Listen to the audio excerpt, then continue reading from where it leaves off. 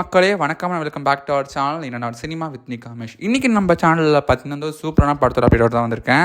அந்த அப்டேட் யாரை பற்றின்னு யோசிச்சிங்கன்னா நம்மளோட ஆல் டைம் ஃபேவரட் இளைய தளபதி விஜயோட படத்தை பற்றி தான். ஸோ தளபதி பார்த்திங்கன்னா இப்போது ரீசெண்டாக கோட் படத்தில் நடிச்சிட்டு இருக்காரு. ஸோ அந்த படத்தோட ஒர்க்ஸ்லாம் பார்த்திங்கன்னா மும்முரமாக போயிட்டு இருக்கு. அண்ட் ஆல்சோ அந்த படத்தோட அப்டேட்ஸும் அவங்க நிறைய கொடுத்துருக்காங்க. அந்த படத்தோட சாங்ஸுமே ரிலீஸ் பண்ணுறதா சொல்லிட்டு இருந்தாங்க. ஸோ இப்போது அந்த படத்தில் பார்த்திங்கன்னா ஒரு விஷயம் ரிவீல் ஆயிருக்கு. ஸோ அந்த விஷயம் என்னென்னா ஒரு ஆக்டரோட ரோல் தான்.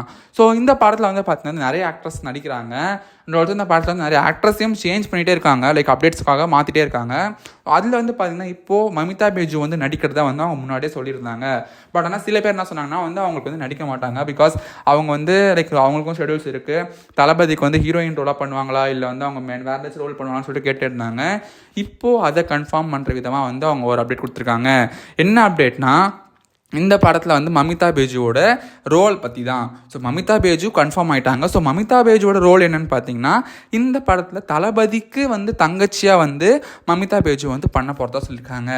ஆமாங்க, பிகாஸ் நம்ம நினச்சிட்டு இருந்தோம் லைக் மமிதா பேஜு கொஞ்சம் சின்ன பொண்ணு, லைக் தளபதி கொஞ்சம் எல்டராக இருக்காரு. இவங்க ரெண்டு பேருக்கும் எப்படி காம்போ செட் ஆகும்னு பார்த்தீங்கன்னா, ஸோ அதை ஆன்சர் பண்ணுற விதமாக தான் தளபதிக்கு தங்கச்சி ரோல் அப்படின்னு சொல்லியிருக்காங்க. ஸோ இதனால் பார்த்தீங்கன்னா இவங்க காம்போ நல்லா இருக்கும்னு சொல்லிட்டு எக்ஸ்பெக்ட் பண்ணுறது. நீங்கள் என்ன நினைக்கிறீங்கன்னு சொல்லிட்டு நீங்கள் கமெண்ட்டில் சொல்லுங்கள். இந்த மாதிரி சூப்பரான அப்டேட்ஸ் உங்களுக்கு உடனே வரணும்னா என்னோட சினிமாவை சப்ஸ்கிரைப் பண்ணுங்கள். மறக்காமல் அந்த பெல் ஐக்கானை ப்ரெஸ் பண்ணிவிடுங்க.